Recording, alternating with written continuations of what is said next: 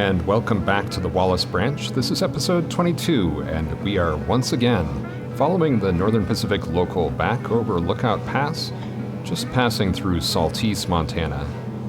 This train has lumber for the Gold Hunter mine in Mullen, and some cement for Osborne, and, some lumber loads for a couple of the other mines along the route. We're going to check in on this train later, but we have a lot of other things to do as usual. The absolute first task that we can take care of right off the bat is just going here to Thomas Crown. And Thomas Crown is just finished filling up with lead ore here at the Hecla mine. And we can just take this down to NP number 3 in Wallace. And hopefully we'll be able to come back to Thomas and pick up another load.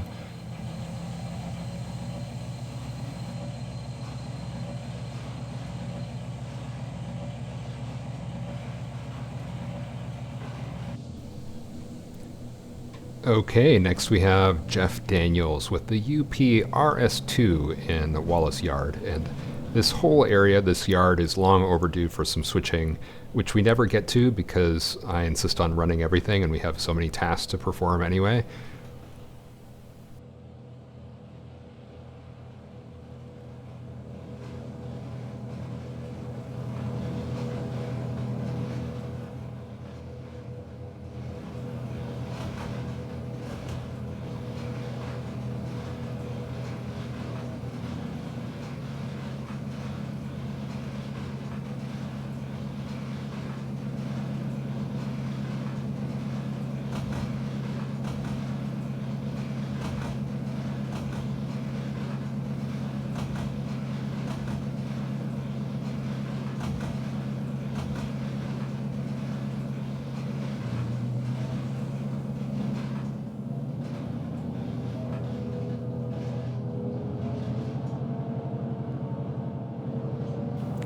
And it's already getting late here in Wallace. It is 2:50 in the afternoon, and usually try to stop at 4 or at the very latest 4:30, just because the lighting in trains does not, really not conducive to continuing playing after that time.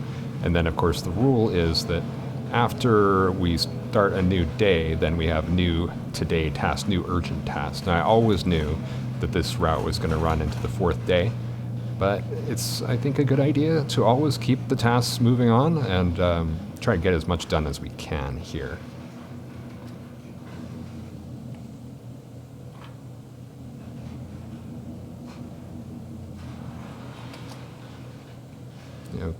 Okay, we're all coupled up here.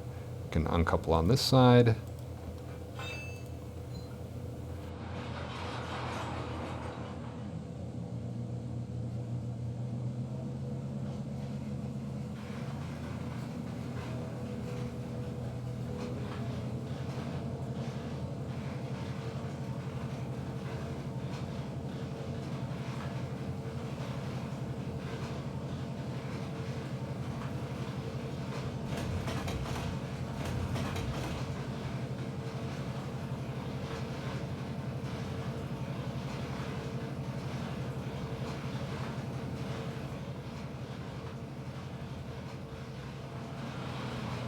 I'm going to try to stop that a little bit more in advance so we don't overshoot too far.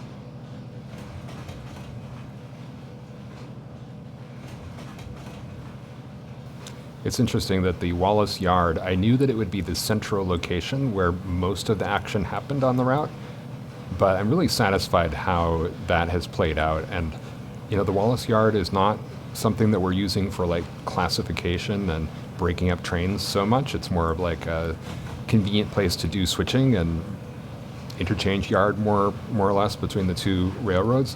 But the activity in the yard is a lot more satisfying than what I'm seeing on the P&B for some reason. I'm not sure what I could do better on the P&B to make those yards a little bit more active. Probably what I have to do is send tracks to Allegheny, sort them and classify them in Allegheny instead of what I've been doing, which is delivering stuff along the way. But I do a fair amount of delivering along the way here on this route as well, so yeah, not sure.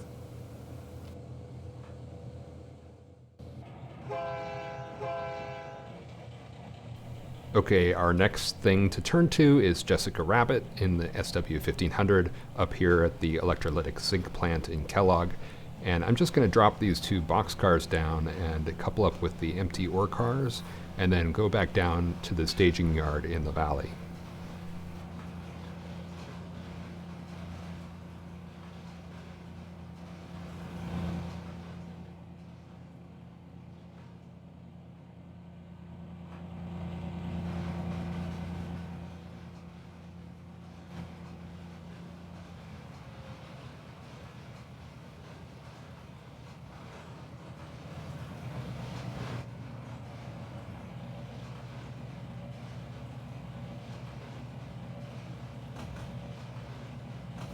And I do love this view. I think this is the cab view that I enjoy most frequently when I'm passing through.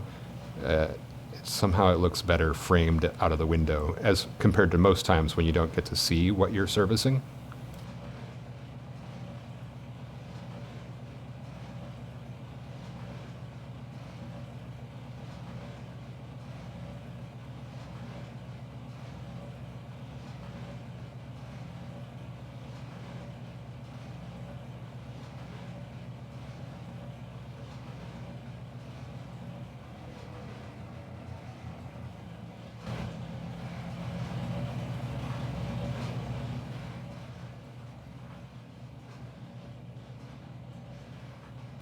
But let's come over here and see what we're doing.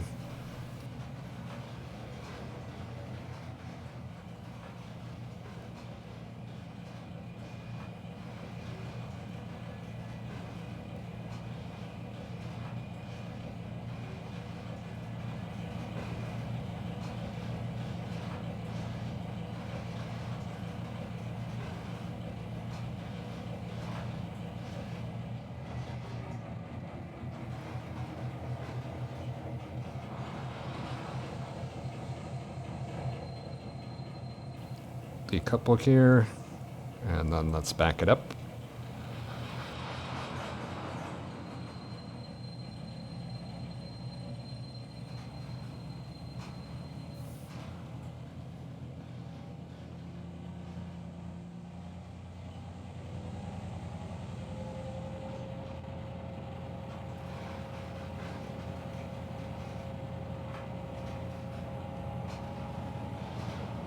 And it's worth emphasizing that the grade is very steep here, in case it's not already very obvious. I'm just going to fly down and check the switches here.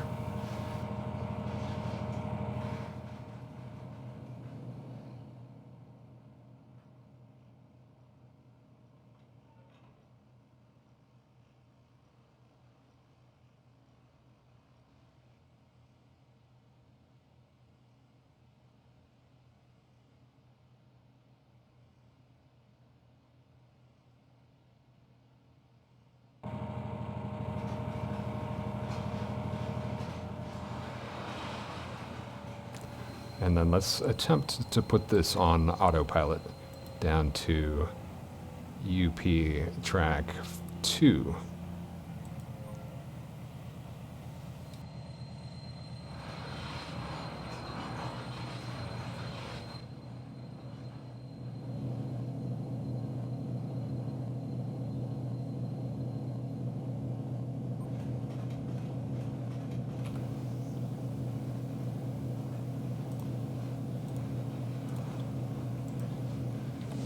And even though that switch is blocked, looks like Alan Alda is willing to actually start driving towards that ingot loading area, perhaps perceiving that it's going to be shortly unblocked.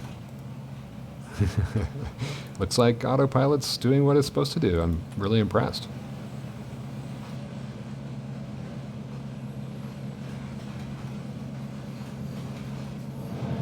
Okay, checking in on the NP local here. It's only going 22 miles per hour, and I do want to see if we can urge him forward a little bit more quickly. So I'm taking manual control, putting it up to basically notch 7. It's a heavy train, and I do think probably the trains only ran at about 15 miles an hour over the pass, but I'm not playing that way. I have a 45 mile an hour speed limit. I mean, arguably I could set it at 30, I guess, but I don't know why the AI is only doing 22. I've noticed that before. Well, I'm amazed that the RS2 actually did manage to couple up. So it's time to head these 5 boxcars over to the Silverton bottling plant. Now we're going to have to check in on that shortly because I suspect he will not make it most of the way.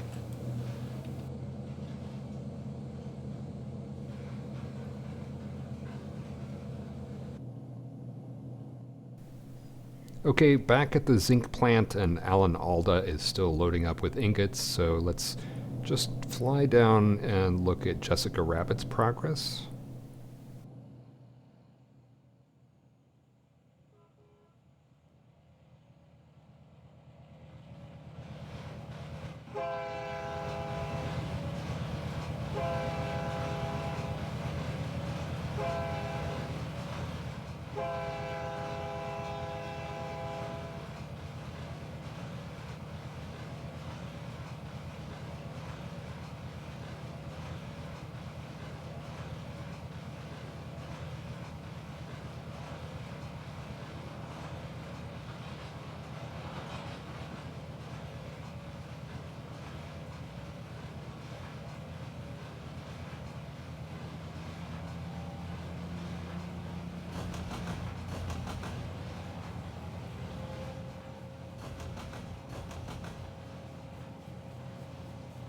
Okay, that's far enough for me.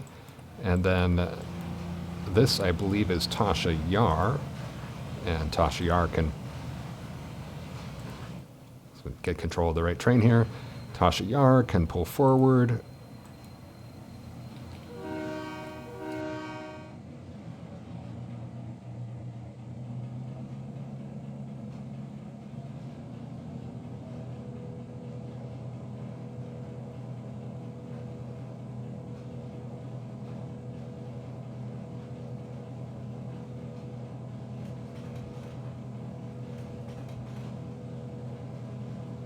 And you can see how the light in the afternoon starts to already get too shiny on the textures in trains, and so it looks a lot better if you look kind of from the angle of the sun.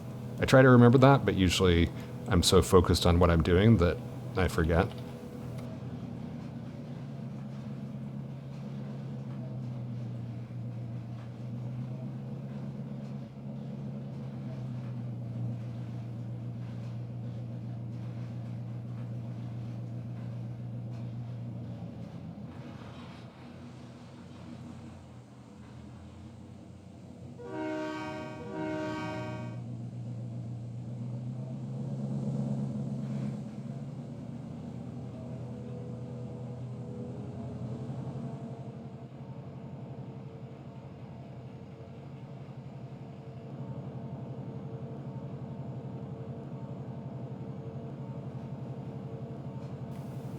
It is a 1% grade here, so it's a little bit of effort to pull this train forward. So even though the train should be a weight that these locos can easily handle, it's struggling a little bit.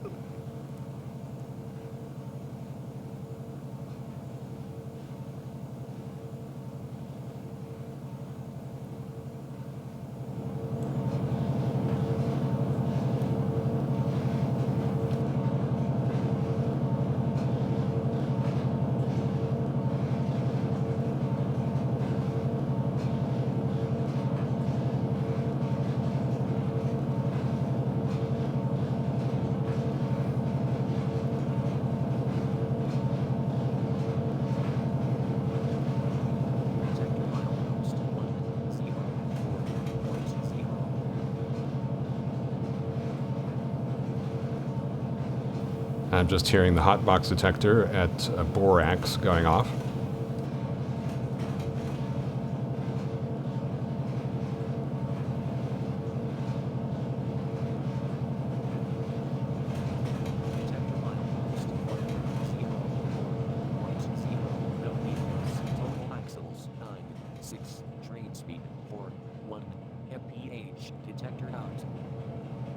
So the train speed is 41 miles per hour. That's good.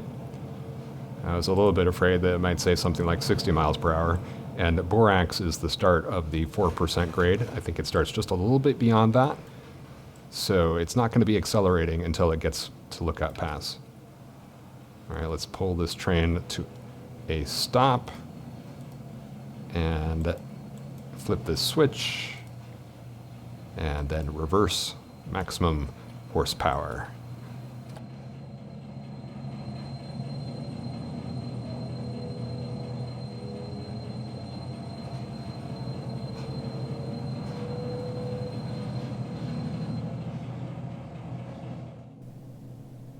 Okay, Alan Alda, and once again, ingot loading is now complete.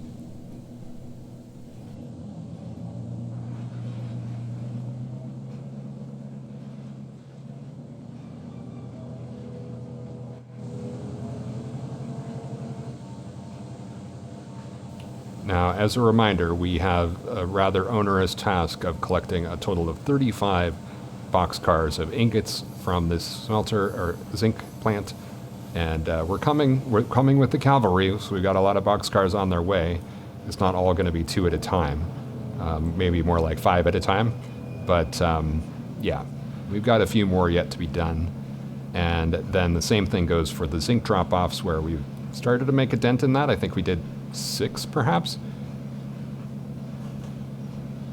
But we've got 35 total that we need to get done, so we've still got plenty more to do here in the zinc area.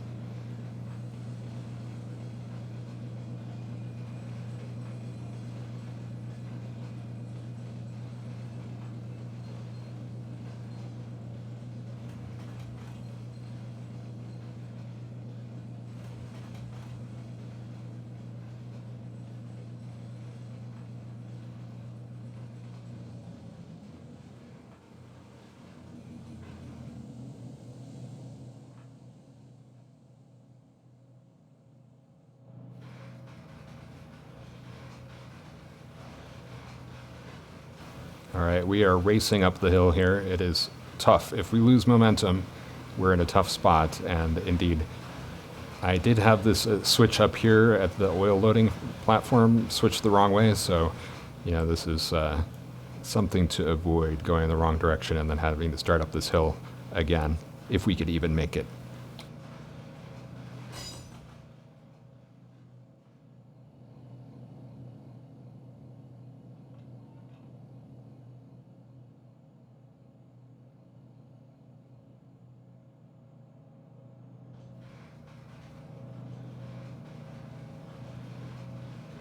And I don't have any track marks on the little storage tracks where we're sending these boxcars, so I'm going to follow this train in.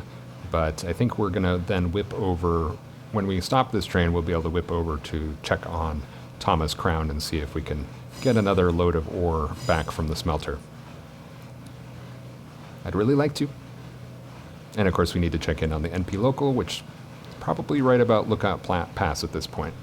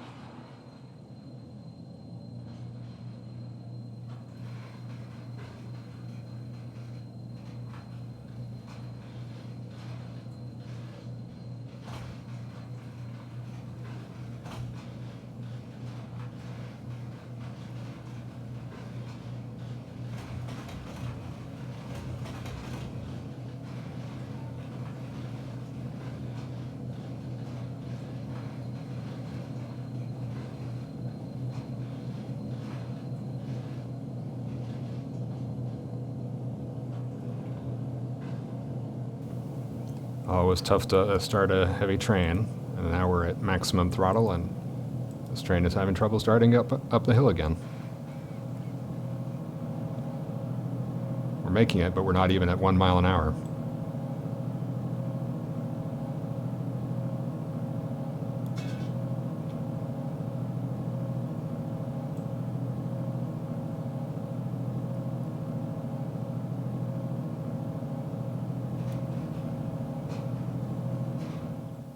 Well, I'm going to put this on autopilot, and I'm going to pause to make sure it doesn't stop, lose that 1 mile an hour of momentum. And let's do zinc ingot loading, which should be possible.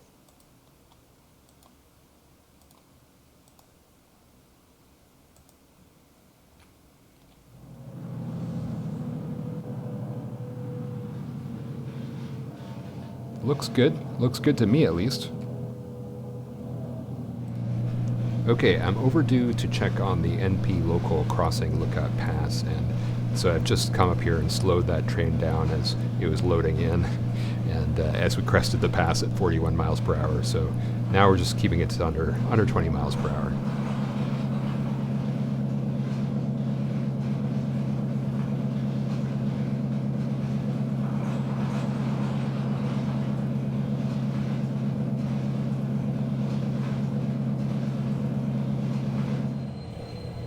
Alright, now back down to Wallace and our SW1200 with the ore cars from Hecla. I just need to couple this to the rear of the other string of ore cars to keep this last one NP track free, and then use that track so that we can head back up to Hecla again.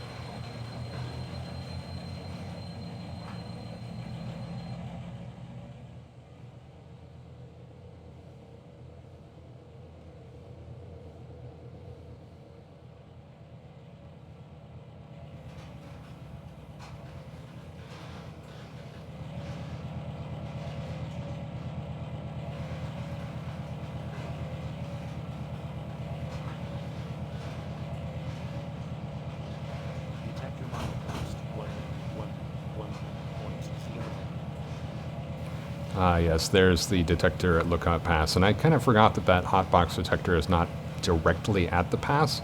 I probably need to adjust it so the location is a little bit more reasonable. I mean, it sort of makes sense, like the hotbox detector would be in the middle of the downgrade, because that's when you might have a hotbox, perhaps. But I'm using the detectors more as a aid to dispatch.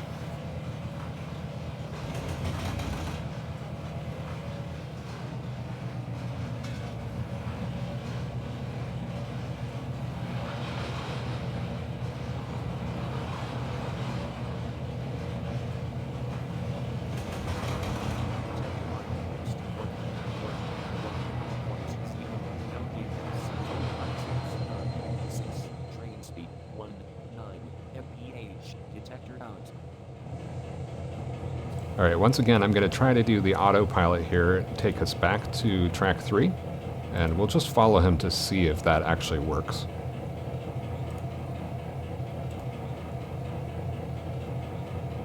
Looks like it's not working. So let's add an intermediate point, which is the UP-NP interchange.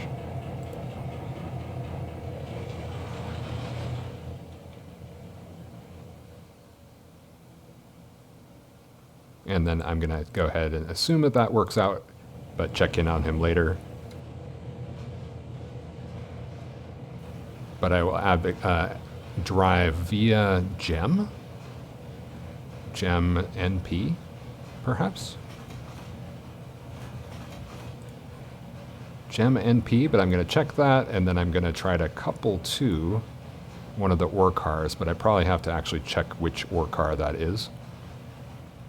All right, so I did check in on that, and it looks like it's UP ore car 53, so I programmed that in, and I also just canceled the going to the interchange because we don't need to do that now that we're on the correct side of that switch. So I'm going to hope that Thomas Crown is going to be on the way to the Hecla mine shortly. All right, so Tasha Yar's reached the ingot unloading or loading area, and all of its cars are basically loaded up. So I think we're ready for Tasha to just push in a little bit further. Yeah. Just one more car length in, I think. 1, 2, 3, 4. Oh, it was actually already loading. Oops. Well, hopefully this will not sandbag it.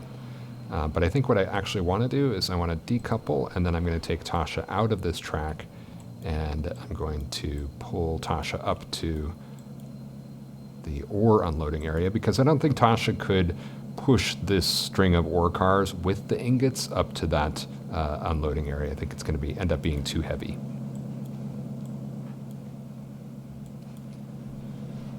Surprising that the acceleration going downhill doesn't work better. I wonder if I were in realistic mode, if that would help.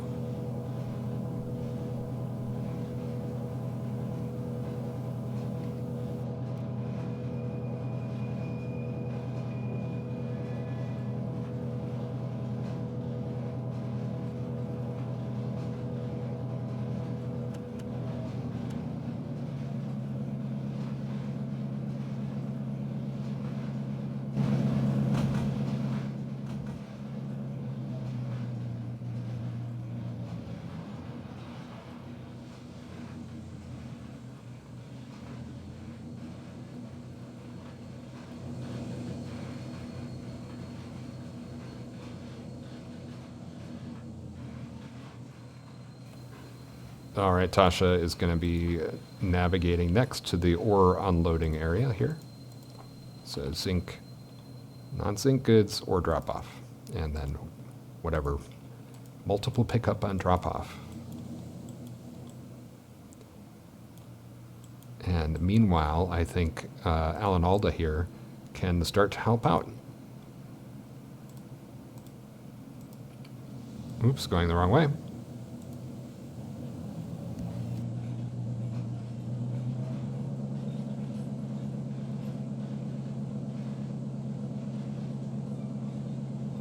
So 2 cars is less than 100 tons in tow. So that's looking good for us to pick up these other box cars. I'm imagining that the crates of the actual bars of zinc are extremely heavy, but the crates that are holding those are not holding very many of them, and they're not filling up much of the box car. I think that's the way I envisioned it when I programmed all this stuff in.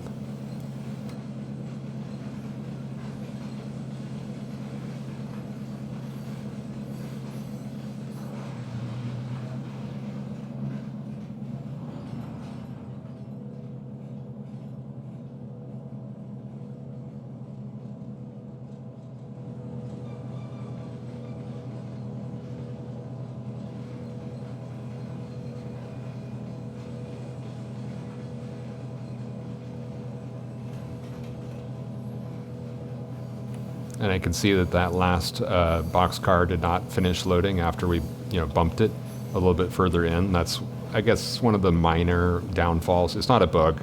It's just a downfall of the MI2 where if you start moving the car, it sort of cancels the load, and then unless you kind of move the car completely off that track, it wouldn't recognize it as having arrived and needing to start loading again.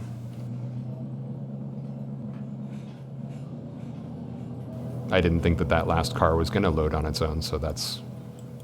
If I had noticed that, if I had just been a little bit sharper, I would have noticed that and not had that problem. But whatever, doesn't cause any problem because I'm just going to end up loading it by the cheating method.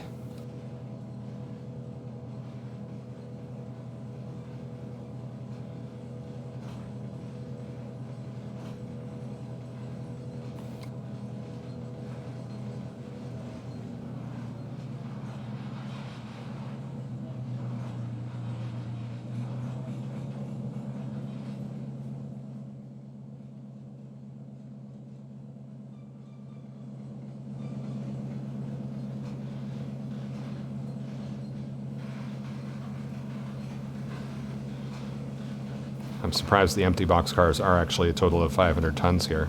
I didn't think it would be that much.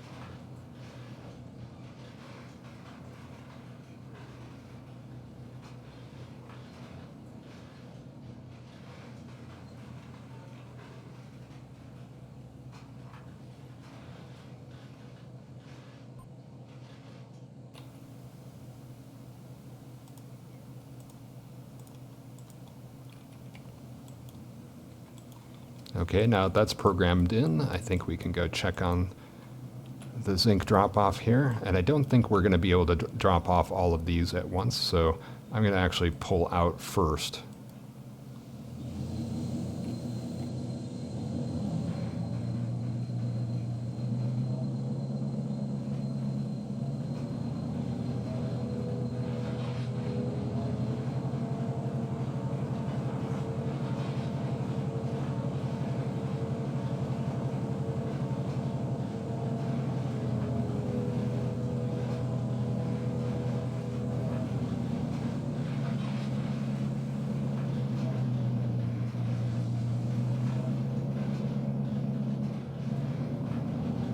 Still a very heavy train, so not easy to stop, obviously.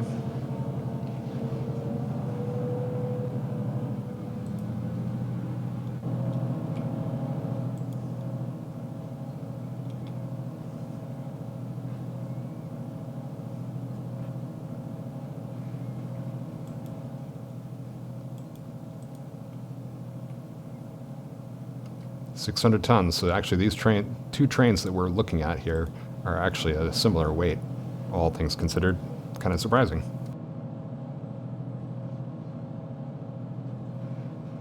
Obviously, for the train that's navigating up to the ore loading area, the ingot loading area, what we're going to do there is just going to have to take those cars off and switch them out in order to start loading up these other box cars.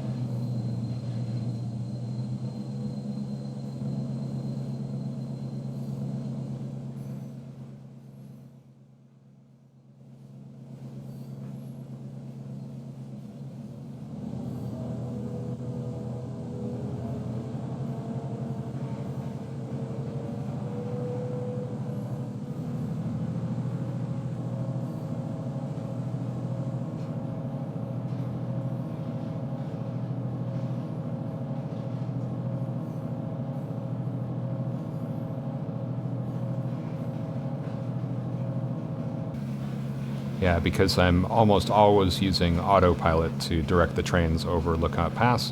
Therefore, we very rarely get to see even this much of the S-curve bridge. But it's probably one of the most beautiful parts of the route, and certainly one of the highlights for anybody who's interested in the Wallace Branch.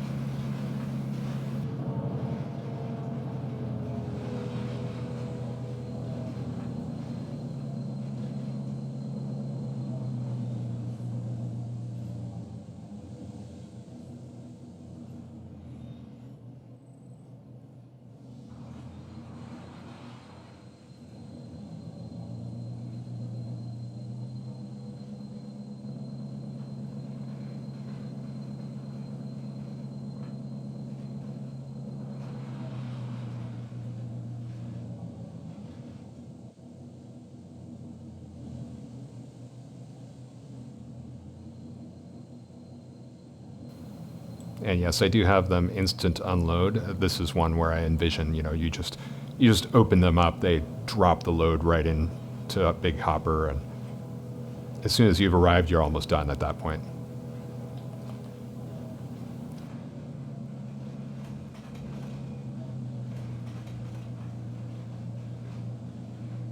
And now that we're done unloading this train that was 500 or 600 tons, it's only 72 tons.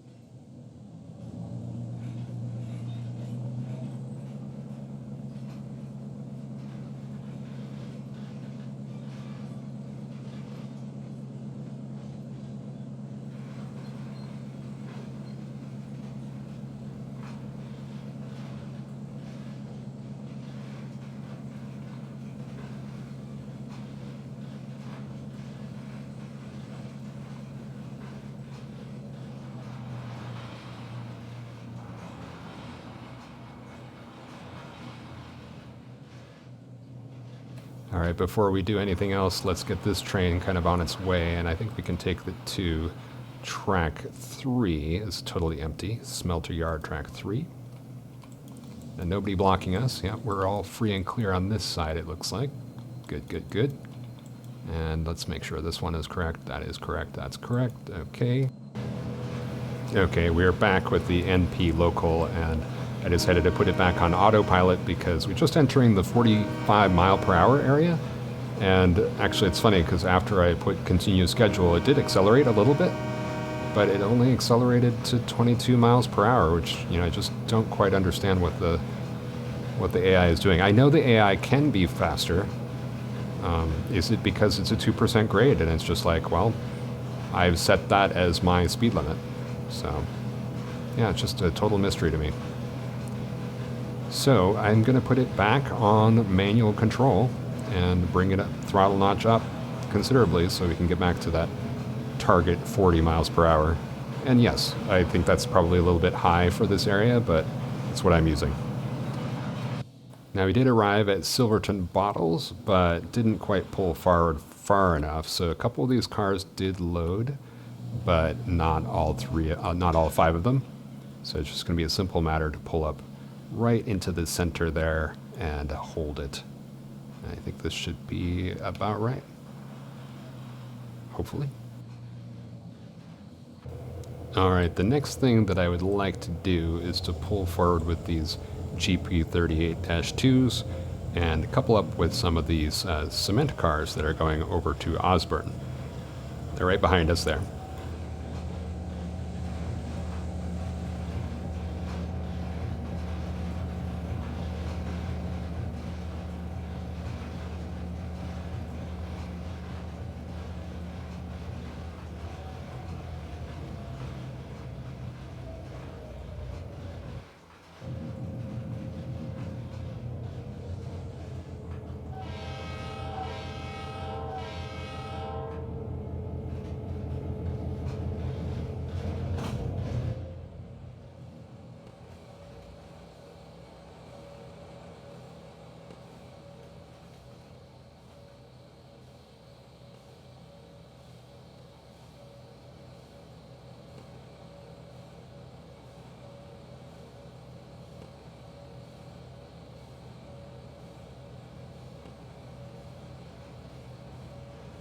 Detector milepost 118.0.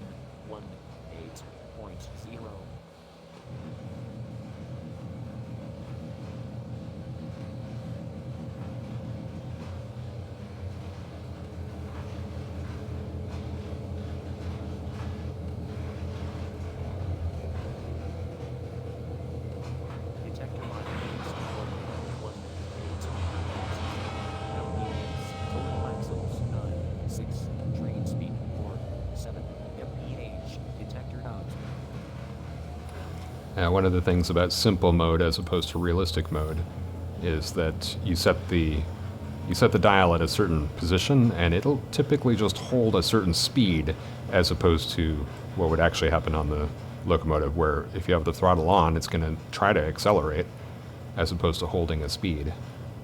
Of course, more modern engines would have a speed limiter, but not these GP9s, GP38-2s, that sort of thing.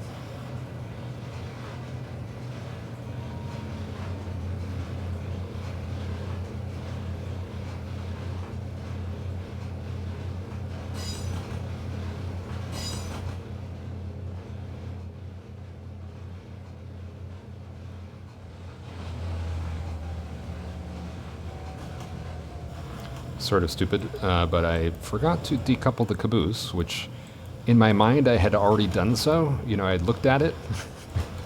It's one of those things where the mind works in mysterious ways, but you do have to leave the caboose. We're not taking the BN caboose with us to Osborne. And I don't know, I'm kind of thinking I could just leave it here on this track because yeah.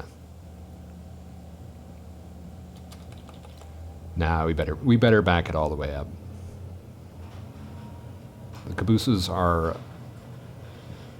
something that the switch engine, the yard crew, hostlers, something like that would take care of, I think. And the road engines preparing to go out on the road like this one, would not have to worry so much about it. Of course, the conductor would make sure that the caboose was decoupled before we left the station anyway, but yep.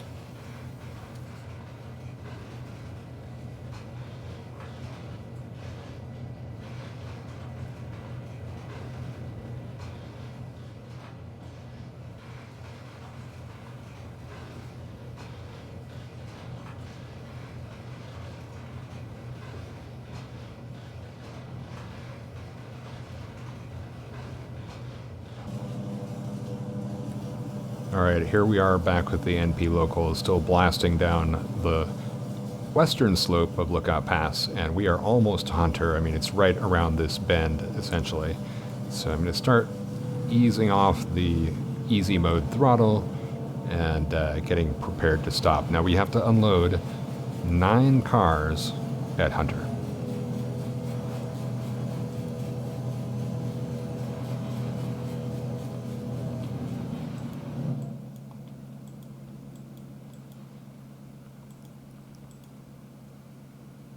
And that is the drop-off area. So hopefully we can manage this without too much delay, but it may run into the next session, I think.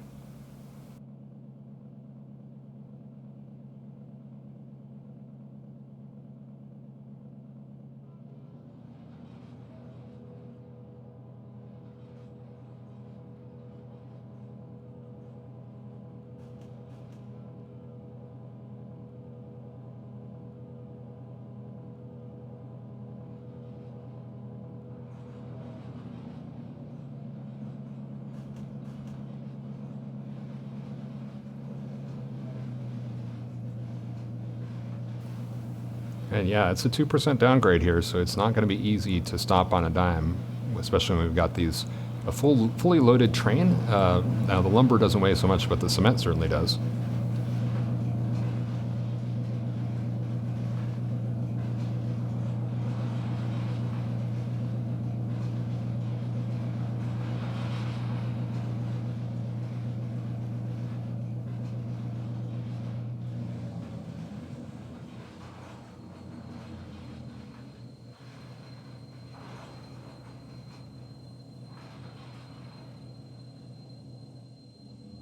In terms of stopping on a dime, I feel that was pretty darn close.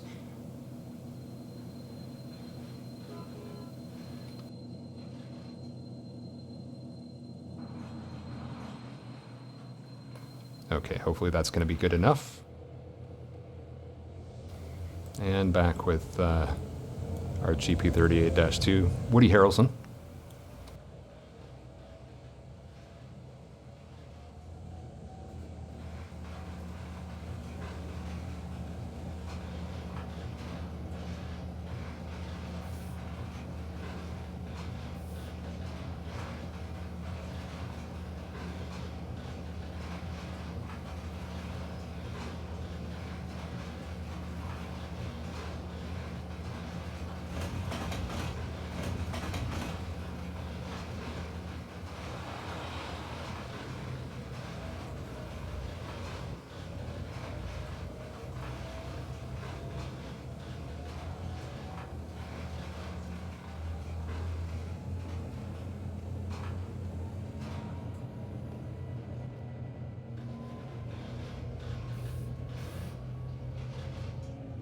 And here again, we do have a downgrade, so the locomotive is struggling to push back up.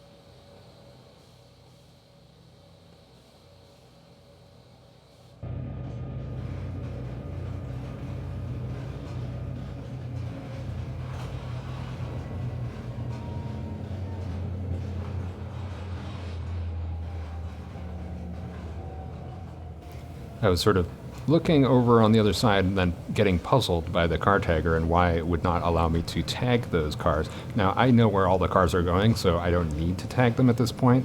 And I sort of feel bad about the car tagger always popping up and I'm clicking it off. But, you know, basically, I wanted to tag those cars just there. It's going to the Bunker Hill and Sullivan, which is in need of lumber, should be demanding lumber. Is it full? Why wouldn't it be listed as one of the destinations? I just don't understand.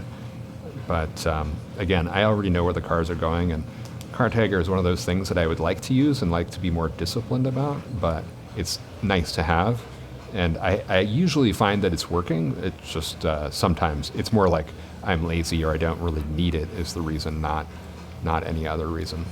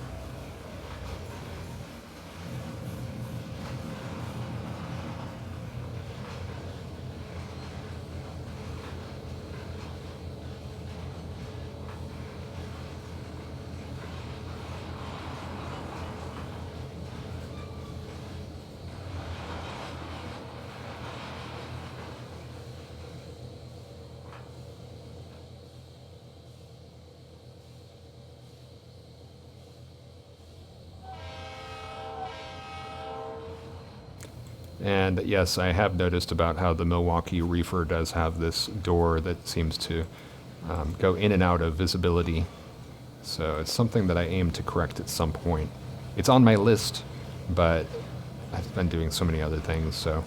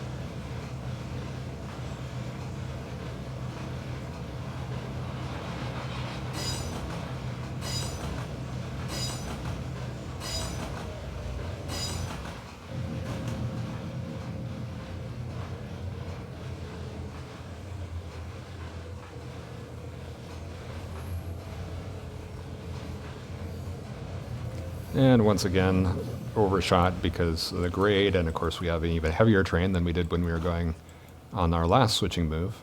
We just need to pick up this one caboose, so it shouldn't be too hard.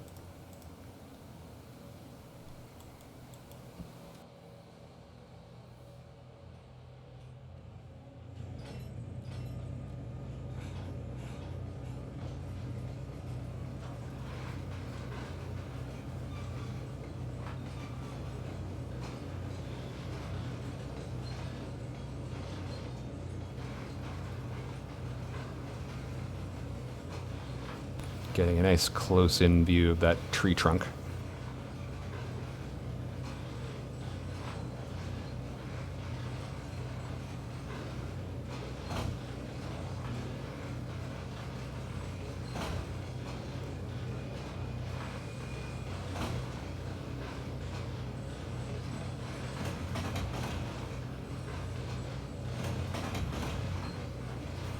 when I made the first layout of this route, I named all the switches, and it's always nice to see those names popping up in the corner on the on this layout and on the PNB. I have tried to name all the switches, but of course I missed some, but more likely if I added a switch later, then I might not have actually bothered to name the switch, so then it doesn't appear. So it's kind of like a tip-off that it's either a more obscure switch that I missed, or more likely like a recently added switch.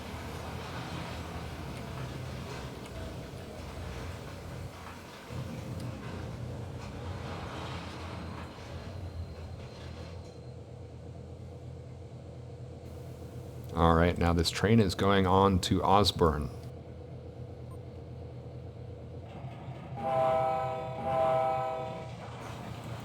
Oh, up here at Hecla Mine in Burke, Idaho. And I originally, at the end of last episode, said that this was going to be working the Burke Mines episode, but we didn't get to see too much of the Hecla Mine in this episode. But at least we're going to get this train situated so we can finish it off with our next move. And of course, we're going to try to do that via backing in. A couple reasons to back in. For one, it seems kind of like the logical thing to do, but from where we are parked at the moment. But yeah, the other reason is that there's 2 loading tracks, and I don't want to accidentally load silver instead of loading lead.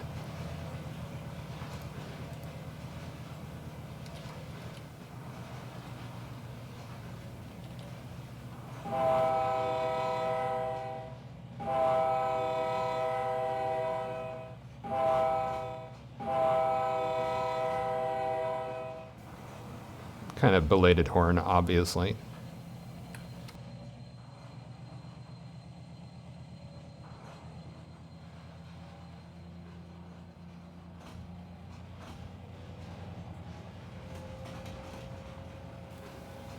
This advertisement for Jaws 2 is getting a little bit faded.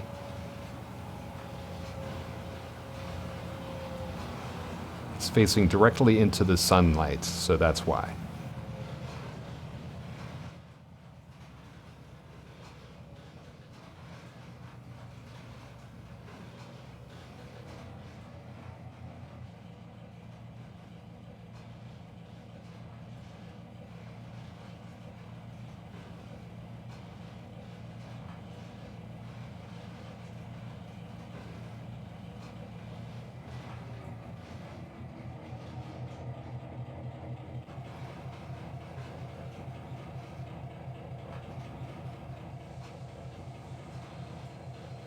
All right, so that should set us up to load those cars. All right, well, we're going to leave you off back at the zinc and electrolytic plant, and thought we were going to get a lot more done. I actually thought we'd get like 5 or 6 tasks done, but as always, I went into it knowing that I tend to be overambitious, and I thought maybe if we could get half of that done. But in reality, we didn't get any tasks done this time, and it's not for lack of effort and not for lack of strategy. And just takes a long time to get over Lookout Pass, number one, and it takes a long time to switch out this zinc plant. The zinc plant, we don't have any hope of getting these tasks done because we don't have all the cars that we need to do them. But for the other tasks, yeah, just too ambitious, and we'll be coming back to those next week in session, I guess, number 23. And in session 23, of course, we will be we'll finish off this day. It's not quite 4 o'clock, but we'll be finishing off this day with a couple more moves, and then we'll be moving on to day 4 with some new tasks, and of course, many of these tasks that we didn't quite finish off. So, very much hope to see you there, and hope you've enjoyed session number 22. See you next time on the Wallace Branch.